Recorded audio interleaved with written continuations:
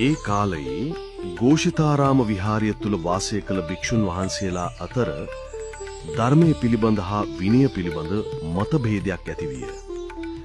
එක් කණ්ඩායමක් ධර්මදර විය. අනෙක් කණ්ඩායම විනයදර විය.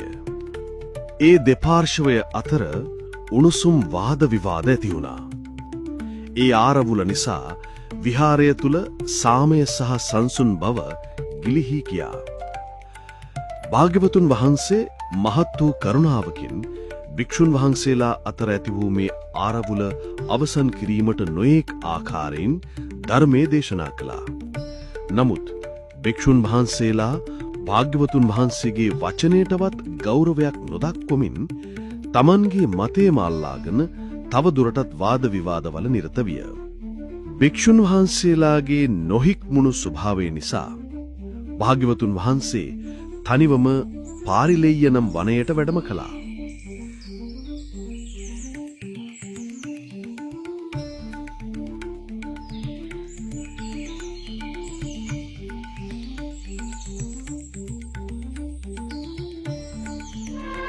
මේ කාලයේදීම පාරිලෙය්‍ය වනයේ වාසය සඳහා ඇතකු පෙමින සිටියා. මේ හස්තියාද තම පිරිසගෙන් සිදුවන කරදර නිසා තනිවම වාසය කිරීමට තීරණය කර පාරිලෙය්‍ය වනය තම වාස භූමිය ලෙස තෝරාගෙන තිබුණා.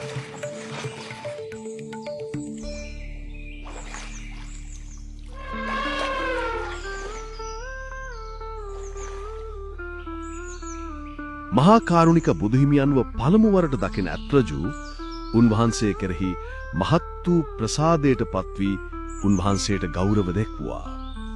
ඒ මොහොතේ පටන් පාරිලෙය්‍ය ඇත්රජු භාග්‍යවතුන් වහන්සේට උපස්ථාන කිරීමට පටන් ගත්තා.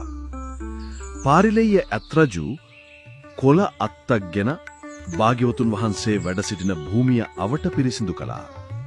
උන්වහන්සේට පැන් පහසුව සඳහා ජලය සපයා දුන්නා. උණු පැන් අවශ්‍ය වූ විට ගල් රත් කර කුඩා ජලය පිරුණු වලකට දමා උණු පැන් සාදා දුන්නා. වනයෙන් පළවෙලමලා භාග්‍යවතුන් වහන්සේට ආහාර සොපයා දුන්නා. උන්වහන්සේට නොයෙක් අයුරින් ඇප උපස්ථාන කළා. පාරිලෙය්‍ය ඇත්රජු භාග්‍යවතුන් වහන්සේට උපස්ථාන කරන අයුරු දුටු එක් වඳුරෙක් බොහෝ සතුටටපත් වී තමාද භාග්‍යවතුන් වහන්සේට සැලකිය යුතුයයි සිතා වඳුරාද මීපැණි සොයාගෙන ඇවිත් භාග්‍යවතුන් වහන්සේට පූජා කළා.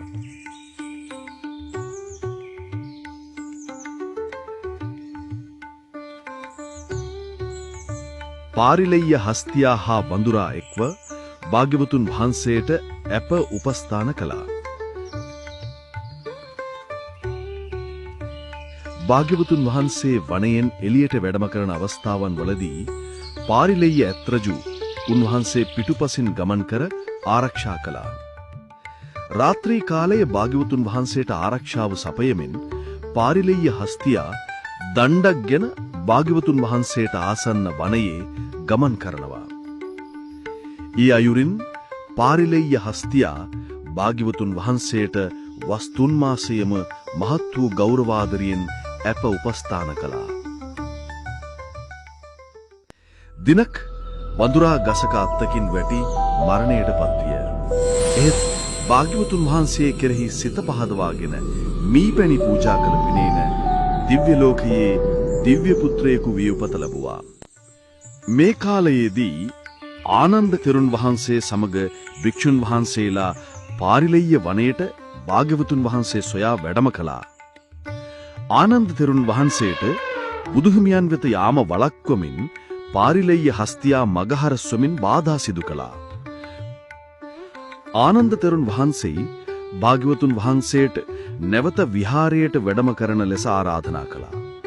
භාග්‍යවතුන් වහන්සේ වනයෙන් පිටත්වීමට පෙර පාරිලෙය්‍ය හස්තියා භාග්‍යවතුන් වහන්සේ හා භික්ෂුන් වහන්සේලාට පළතුරු පූජා කළා.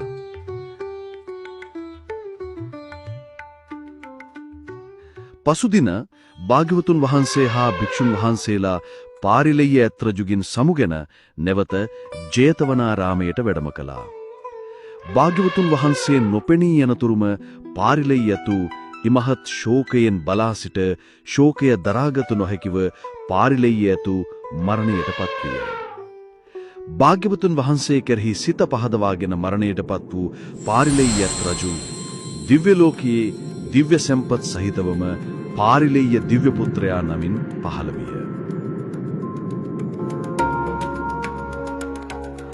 ජේතවනාරාමයට වැඩම කළ භාග්‍යවතුන් වහන්සේ අසමගි වූ භික්ෂුන් හට එහි ආදීනව පෙන්වා දී ධර්මදේශනා කර උන්වහන්සේලාට නිවන් සැම්පත් දුන්නසේක.